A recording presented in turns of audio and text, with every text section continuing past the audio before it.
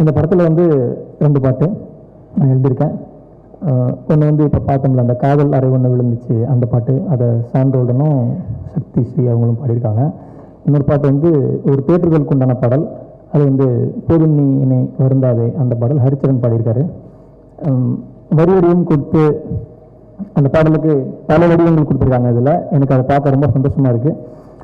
இந்த படத்தில் வந்து ஒரு ஏணிப்படியில் தூக்கி வைக்கிற மாதிரி எனக்கு வந்து ரொம்ப சப்போர்ட் பண்ணி ஹெல்ப் பண்ணின சாண்டோடனுக்கும், வாய்ப்பளித்து அதற்கு இசைந்த பாலாஜி மோகன் அவர்களுக்கும், அதற்கு ஏற்று எனக்கு சொன்ன தயாரிப்பாளர்கள் அவர்களுக்கும் எனது நன்றியை தெரிவித்துக் கொள்கின்றேன். இந்த எழுத்தாளர் வரிசையில் மதன் காக்கி அவர்களும் பாலாஜி மோகன் அவர்கள் வரிசையில் நான் இந்த படத்தில் இடம்பெற்றிருக்கிறத ரொம்ப மகிழ்ச்சியாக பார்க்குறேன். இப்போ வந்து அந்த நிகில் சார் ஏதோ பேப்பர் வச்சார், அப்போ என்ன வச்சிருப்பார் அப்படின்னு யோசிச்சுட்டு இருந்தேன். இங்கே வந்து பார்த்த பிறகு அதில் என் பேர் எழுதிருந்துச்சு, ரொம்ப சந்தோஷமாக இருந்துச்சு. அனைவருக்கும் நன்றி, தேங்க்யூ. வாய் மூடி பேசவும் படத்தில் ரொம்ப அழகான அனுபவம் எனக்கு பாடல்கள் எழுதுனது. பாலாஜி மோகன் கூட ஏற்கனவே வந்து காதல் சொதுப்பதைப்படி படத்தில் எழுதின அழைப்பாயா பாடல் நிறைய பேர் மனசில் தங்கின ஒரு பாடல். இந்த படத்தில் வந்து அதே மாதிரி 2 பாடல்கள் எழுதுறதுக்கான வாய்ப்பு எனக்கு கிடைச்சிது. நான் வந்து தயாரிப்பாளர் வருண்மணியன், சஷி, பாலாஜி எல்லாருக்குமே என்னுடைய நன்றி சொல்லிக்கிறேன்.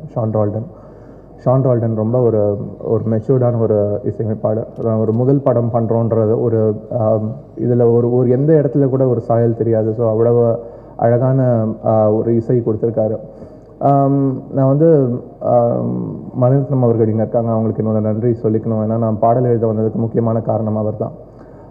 சின்ன சின்ன ஆசை பாடல் கேட்டுட்டு அந்த பாடல் கேட்டப்போ தான் எனக்கு பாடல்கள் கேட்கணுன்ற ஆர்வம் வந்துச்சு. அதுக்கப்புறம் தான் பாடல்கள் எல்லாமே வந்து பாடல்கள் மேலே ஒவ்வொரு பாடலும் கேட்க ஆரம்பித்தேன், பழைய பாடல்கள் எல்லாமே. அவர் கூட வேலை பார்த்த ஒரு அனுபவமும் எனக்கு இந்த நேரத்தில் நான் சொல்லிக்கணும். ஏன்னா இந்த படத்தில் வந்து அது எனக்கு ரொம்ப உதவியாக இருந்திருக்கு.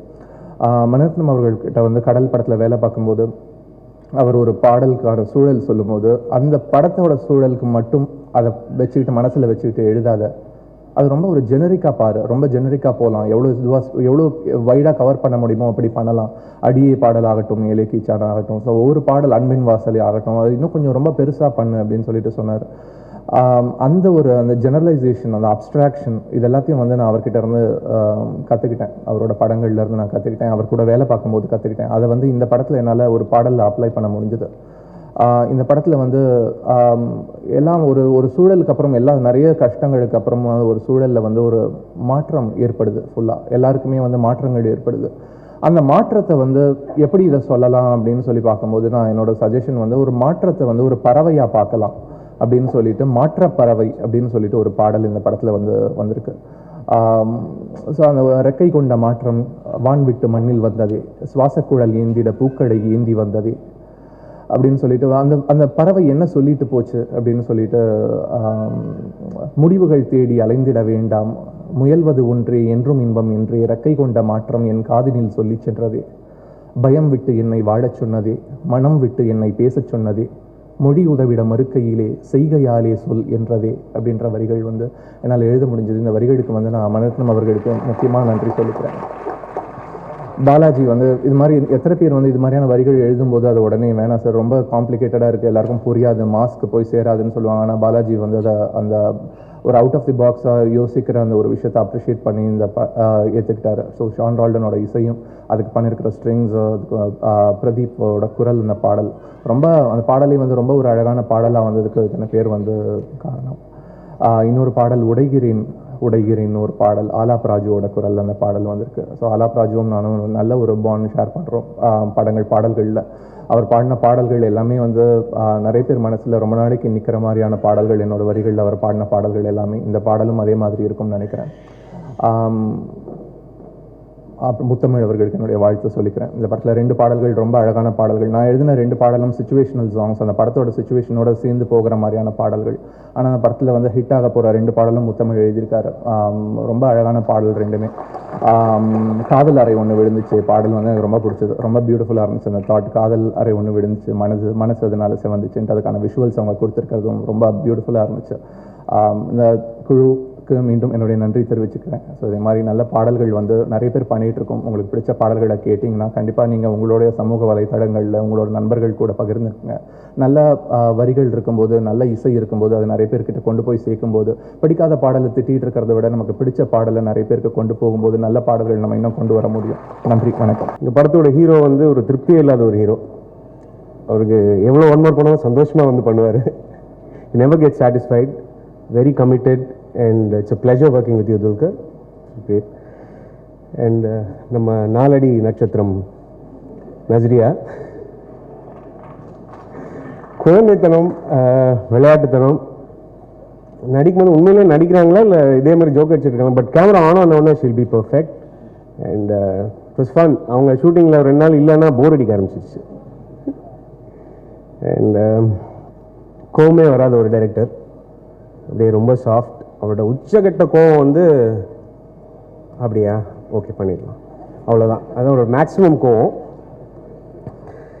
And it's great fun working with. இந்த படத்தில் சில விஷயங்கள் வந்து டயலாக் இல்லாமல் பண்ண வேண்டியிருந்தனால how to crack that, it was a good exercise between me and Balaji, so I think we have cracked it. And about the production, Varun Manian and Shashiயோட ப்ரொடக்ஷனில் என்னென்னா இங்கே கேட்டோம் கிடைக்கிது அதெல்லாம் ஒரு விஷயம்.